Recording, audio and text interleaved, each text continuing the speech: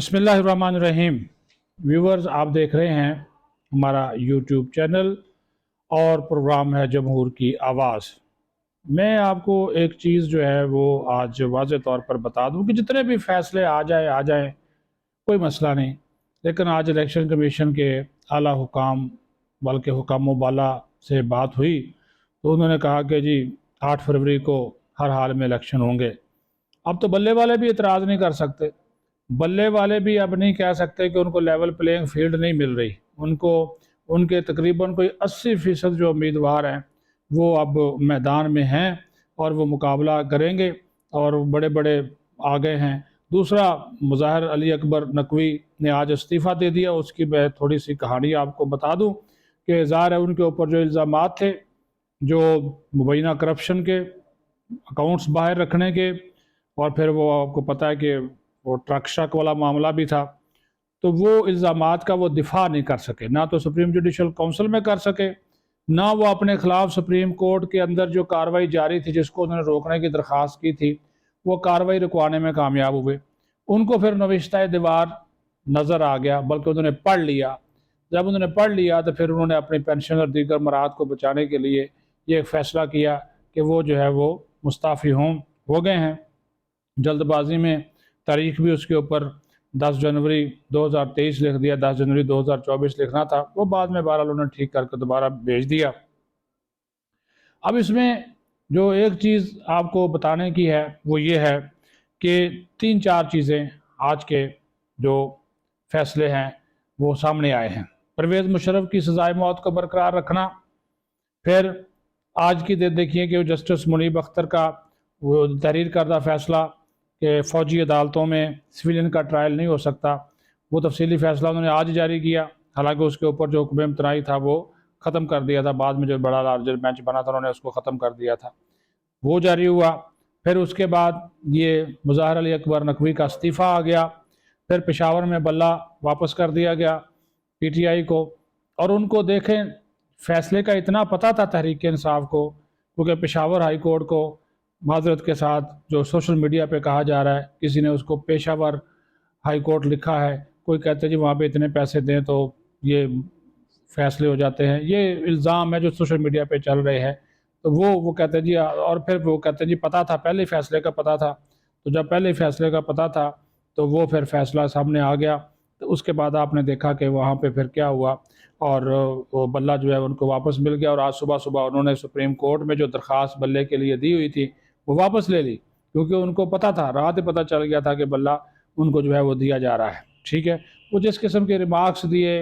मोअज़्ज़ज़ जजेस साहबान ने, जो पेशावर हाई कोर्ट का जो बेंच था, जो उन्होंने रिमार्क्स दिए, उसके ऊपर हम बहस नहीं करते, तफसील में नहीं जाते, लेकिन जो है वो वाज़ेह तौर पर जो चीज़ जो है वो आपके सामने है, जो आप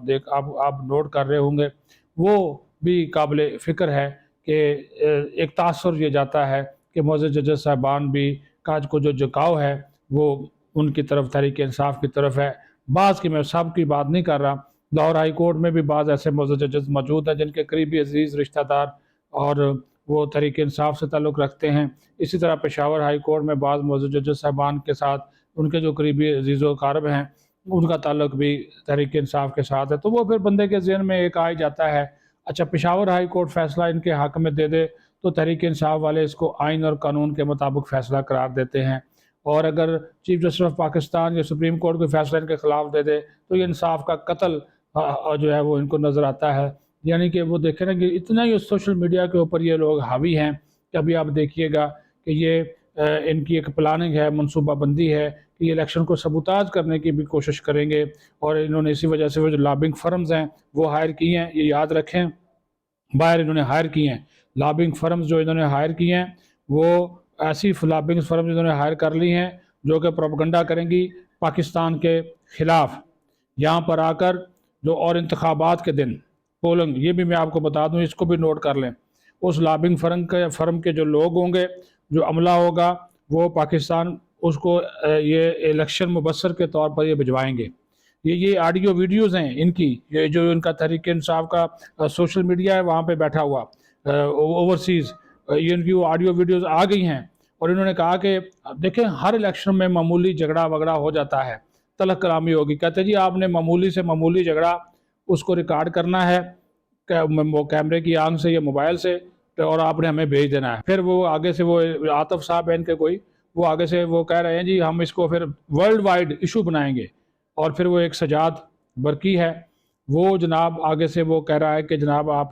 جائیں اور ہم ان کو سبق سکھائیں گے، ان کو لگ پتہ جائے گا، جس طرح ہم نے رابنگ فرمائن کی ہے، فلاں سے ایگریمنٹ ہو گیا 3 مہینے کا، فلاں سے کر لیا۔ پہلے ایک فرم سے ایگریمنٹ تھا، اب دوسری فرموں سے ایگریمنٹ کیا۔ مقصد یہ ہے کہ جو الیکشن کا ایک پروسیس ہے اس کو سبوتاز کیا جائے۔ جب رزلٹ ان کی مرضی کے نہیں آئیں گے، جس طرح یہ لگا، یہ تو جیتے ہوئے بیٹھے نا جی، یہ تو اپنے آپ کو حکومت میں دیکھ رہے ہیں، یہ تو عمران خان کو جیل سے باہر دیکھ رہے ہیں۔ لیکن آپ دیکھ لیں کہ آج وہ عمران خان نیازی الیکشن سے باہر ہو گیا، پرویز الیکشن سے باہر ہو گیا، شاہ محمود قریشی باہر ہو گیا، تو یہ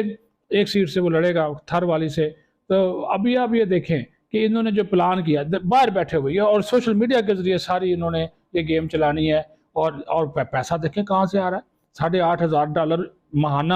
ایک فرم کو پہلے دے رہے ہیں، اب یہ 2 فرموں سے انہوں نے اور ایگریمنٹ کیا ہے، اس کا کوئی پتہ نہیں ہے کہ وہ پیسہ جو ہے وہ کون دے گا، کس طرح جائے گا، اور یہ چندہ اکٹھا کر لیتے ہیں کہ شوکت خانم کے نام کے اوپر، اور پھر ان کو اگر اس مقاصد کے لیے استعمال، اور پھر سارے باہر بیٹھے ہوئے ہیں، جو اسلان ہے، یہ سجاد برقی، یہ عاطف شاطف، یہ سارے باہر بیٹھ کے پاکستان کے خلاف، پاکستان کے اداروں کے خلاف، پاکستان کی فوج کے خلاف، پاکستان کی ISI کے خلاف اور دیگر اداروں کے ریاستی اداروں کے خلاف پروپیگنڈا کرتے ہیں، مہم کرتے ہیں۔ ان کی منصوبہ بندی پکڑی گئی ہے، بے نقاب ہو گئے ہیں، لیکن اور ان کو روکنا ہے، پاکستانی عوام نے روکنا ہے۔ وہ جس طرح وہ کہہ رہا ہے اس ویڈیو میں، اس آڈیو میں وہ کہہ رہا ہے، وہ شخص وہ عاطف جو ہے وہ کہہ رہا ہے جی چھوٹا معمولی سا واقعہ گاؤں میں، دیہاتوں میں، چھوٹی جگہ پہ، شہروں میں ایسا واقعہ ہو جاتا ہے۔ وہ کہتا ہے جی جہاں پہ بھی یہ واقعہ ہو آپ نے اس واقعے کی ویڈیو بنا کر ہمیں بھیج دیا، ہم اس کو ورلڈ وائڈ عالمی ایشو بنا لیں گے۔ حالانکہ ابھی بنگلہ دیش میں انتخابات ہوئے، پوری کی پوری بڑی اپوزیشن جماعتوں کو اس میں حصہ نہیں لینے دیا گیا۔ کیا کیا آپ نے؟